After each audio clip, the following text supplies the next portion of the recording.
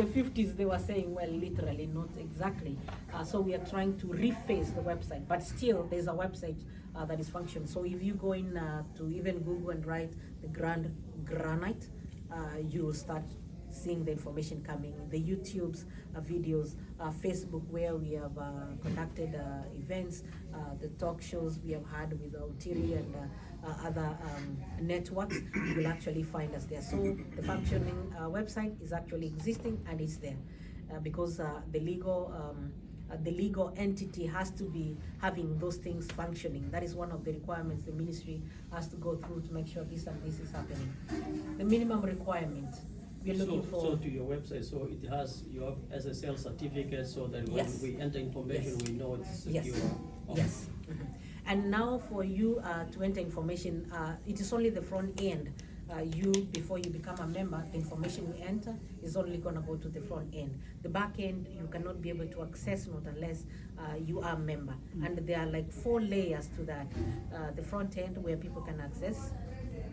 And then we have the immediate one where members can access the information that is privately for members that you can access as an individual, as a member.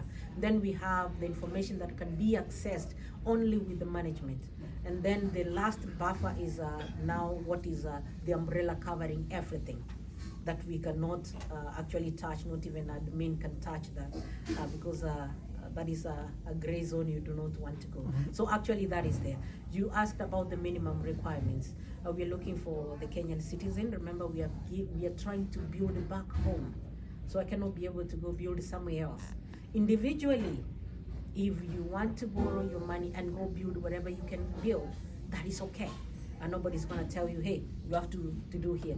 But as a group, that is the investment group, which is under the umbrella of the SACCO, we are actually gonna try to see, we are actually striving to develop back home in Kenya. So we are looking for a naturalized citizen or a Kenyan by birth. Those are the major ones. And about the remittance, because we are an undrawable SACCO, we are not like Mwalimu SACCO that they have to attach your payslip. We have our people here who do not have a salary that is coming constantly, so you cannot pay. I mean, you cannot tag them to have a check somewhere because it's just not there. Yeah, and they really want to invest. So what do you do? So us, because we are an undrawable SACCO, so what happens when you get your money? You go and send your money to Madam Julie, that is the bank actually, not Julie.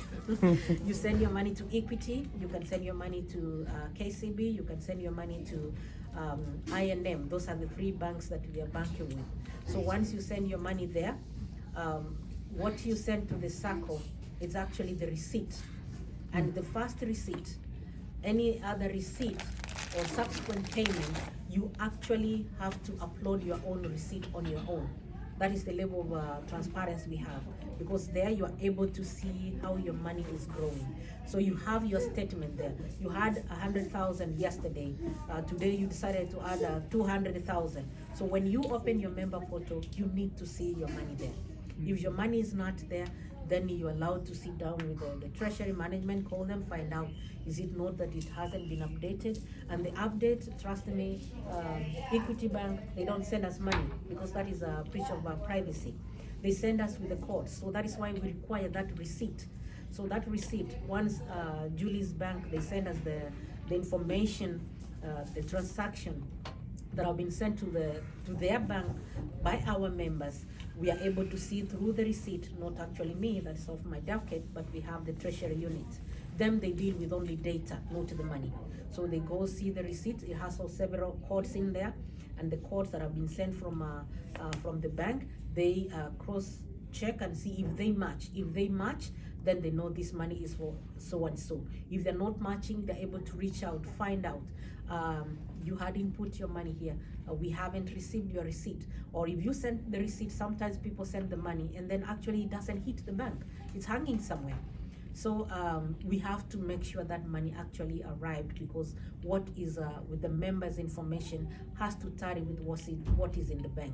So even, they say somebody's going to eat your money. Let me put it literally like that. It is very hard, because if you had put $100 there, Equity is going to send you $100 of the transaction. So they're not gonna send you 50 if you actually had the 50 there. So if on our side is reflecting lesser money than what is in the bank and what is you have in your information, we have to find a way we can get those information to match. And the case that can happen is when members are actually not inputting their receipts, uploading their receipts. If they don't do, we allow them, you can send your receipts to the SACCO information, email, and then we get to upload that information for you. Because we know we have our members that are technologically challenged.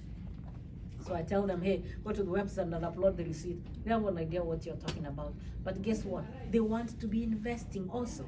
So those ones we allow them, hey, I have my WhatsApp, you can send me the receipt. Or you can send the treasurer, the information to the email for the SACCO. Then when they send that information, then the treasury unit is able to get that information for the receipt, check what is in the bank, and then that information, when it matches, the system will be able to send you the information that Mr. Chires, your transaction has been confirmed, and therefore your transaction has been reconciled, your account has been reconciled, whatever English they use over there. So you, at least you are able to see there is communication that is going on.